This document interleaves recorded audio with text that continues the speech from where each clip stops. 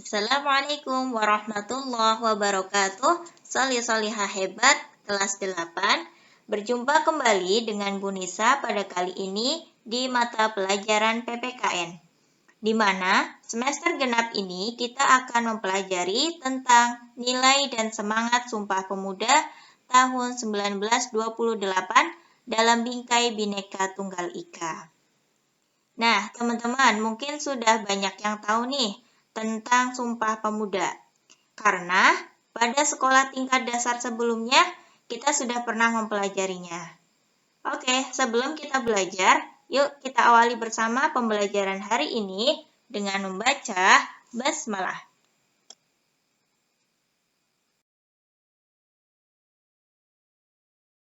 Nah, teman-teman semua, kita masuk pada materi nilai dan semangat Sumpah Pemuda tahun 1928 dalam bingkai Bhinneka Tunggal Ika.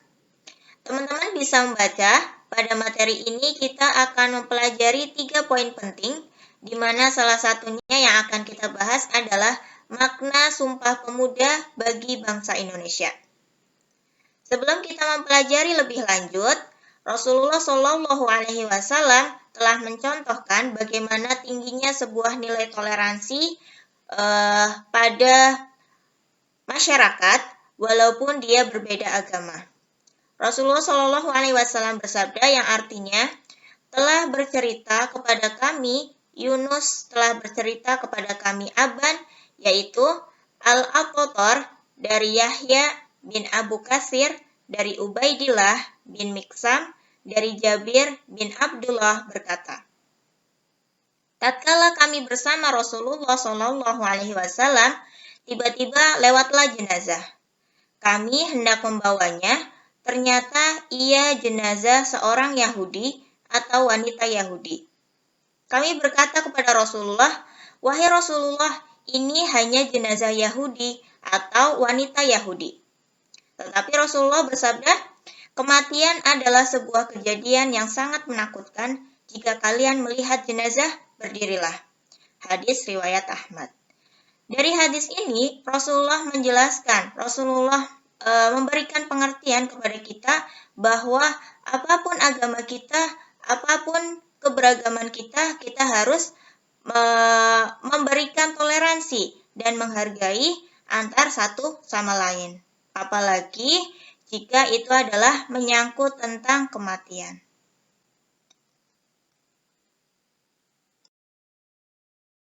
Selanjutnya, kita masuk pada poin yang pertama, yaitu makna Sumpah Pemuda bagi bangsa Indonesia. Mungkin teman-teman sudah tidak asing lagi dengan materi Sumpah Pemuda, karena sebelumnya pada tingkat dasar teman-teman sudah mempelajari tentang materi ini. Sumpah Pemuda sendiri adalah sebuah sumpah yang diikrarkan pemuda di bumi Indonesia, di mana isinya adalah bahwasanya sebagai putra-putri Indonesia harus mengakui atas tanah air, bangsa, dan bahasanya.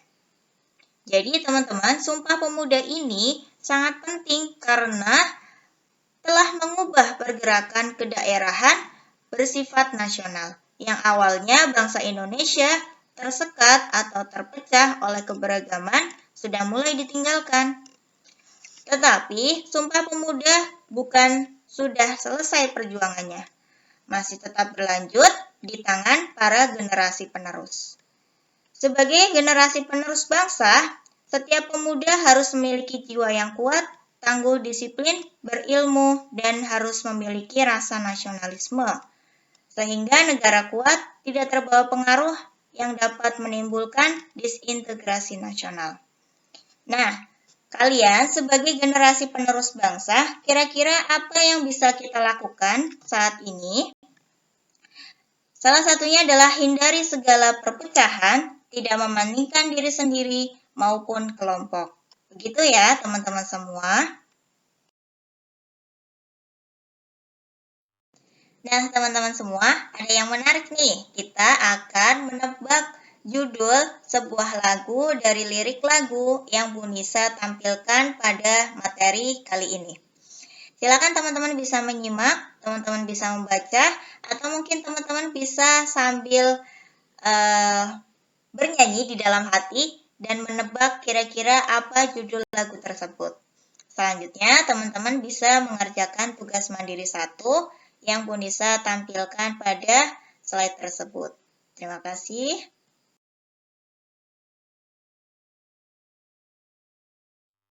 Selanjutnya, teman-teman, kita masuk pada sejarah Sumpah Pemuda. Teman-teman bisa melihat sebuah teks Sumpah Pemuda yang mana teks tersebut adalah hasil dari rapat Kongres Pemuda 1 dan 2. Walaupun pada ikrar tersebut tidak ada kata ikrar atau sumpah, tetapi isi dari keputusan itu mengandung makna sumpah, sehingga dikenal sebagai teks Sumpah Pemuda. Nah, teman-teman mungkin sudah tidak asing lagi dengan Kongres Pemuda 1 dan Kongres Pemuda 2. Ini menjadi sejarah dalam Sumpah Pemuda. Nah, pada Kongres Pemuda 1, peranan pemuda sebenarnya sudah dimulai sejak berdirinya organisasi Budi Utomo. Tetapi selanjutnya organisasi tersebut banyak diteruskan oleh golongan tua, sehingga pemuda sendiri ingin menggalang kekuatan sendiri yang berasal dari aktivitas para pemuda. Sehingga terbentuklah sebuah organisasi yang bernama Trikoro Darmo, yang tujuannya adalah sakti, budi, dan bakti. Anggotanya ini adalah dari anak sekolah menengah di Jawa dan Madura. Dalam mewujudkan persatuan, pada Kongres di Solo, Trikoro Darmo diubah menjadi Jong Java untuk mendidik anggotanya membangun Jawa Raya, sehingga harus mempererat persatuan, tidak melibatkan diri dalam masalah politik bangsa. Sehingga lahirlah perkumpulan pemuda serupa dengan nama kedaerahan masing-masing.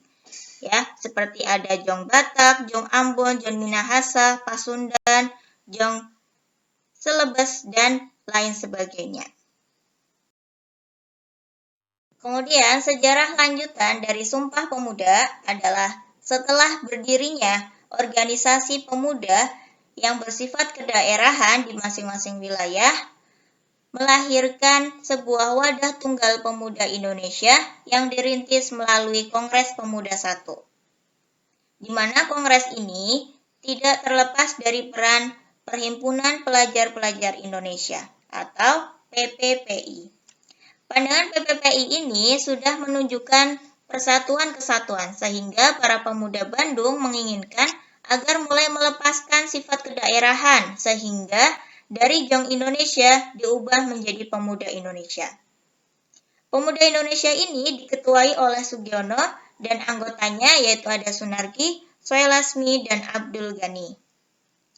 Nah, mengenai gerakan politik, belum pernah ikut berperan, sehingga dilakukanlah Kongres Pemuda di Jakarta yang dihadiri dari wakil organisasi pemuda daerah. Dari masing-masing daerah mengutuskan anggotanya untuk mengikuti Kongres Pemuda. Sehingga dihasilkanlah tujuan Kongres Pemuda 1. Yang pertama adalah membentuk Badan Sentral Organisasi Pemuda Indonesia. Yang kedua, memajukan paham persatuan kebangsaan. Yang ketiga, mempererat hubungan di antara semua perkumpulan pemuda kebangsaan. Baik teman-teman semua, kita lanjutkan bahwa pada peristiwa Kongres Pemuda 1 banyak diperani oleh Muhammad Tabrani sebagai ketua panitia dan Muhammad Yamin sebagai pengusul bahasa Melayu yang dijadikan sebagai bahasa persatuan.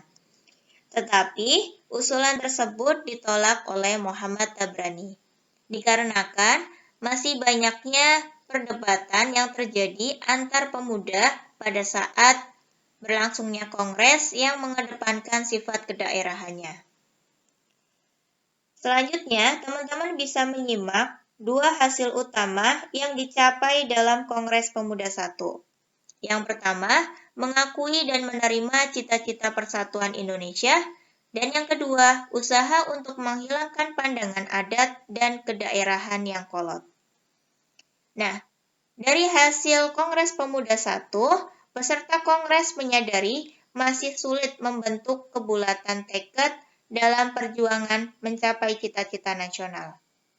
karena ada beberapa anggota Kongres yang belum kembali ke tanah air sehingga belum bisa mengikuti Kongres tersebut. Kemudian, hasil Kongres Pemuda 1 memang belum berhasil sesuai dengan harapan bangsa. Tetapi, dari hasil Kongres tersebut telah berhasil meletakkan dasar-dasar persatuan. Sehingga, beberapa peserta mengusulkan kembali diadakannya Kongres, yakni Kongres Pemuda II. Oke teman-teman semua, kita masuk pada Kongres Pemuda II. Di mana Kongres Pemuda II ini berlangsung karena usulan dari para peserta di Kongres Pemuda I sebelumnya. Ide penyelenggaraan tersebut berasal dari PPPI yang berlangsung dari tanggal 27 sampai tanggal 28 Oktober tahun 1928. Kongres tersebut terjadi dalam 3 tahap rapat. Yang pertama, berlangsung pada tanggal 27 Oktober, di mana dalam sambutan Sugondo berharap Kongres ini akan memperkuat persatuan di benak pemuda. Acara berisi tentang makna hubungan persatuan dengan pemuda. Sedangkan menurut Muhammad Yamin, ada 5 faktor yang bisa memperkuat persatuan. Di antaranya sejarah, bahasa, hukum adat, pendidikan, dan kemauan. Kemudian pada tahap yang kedua, berlangsung pada tanggal 28 Oktober 1928. Pembicara berpendapat anak-anak harus menerima kewarganegaraan pendidikan dan perlu belajar secara demokratis. Serta pendidikan di sekolah dan di rumah harus seimbang.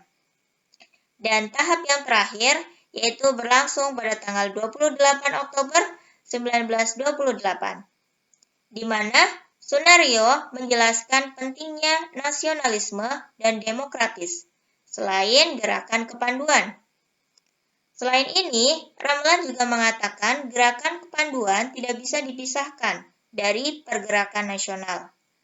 Gerakan kepanduan sejak dini mendidik anak-anak disiplin dan mandiri yang dibutuhkan dalam perjuangan.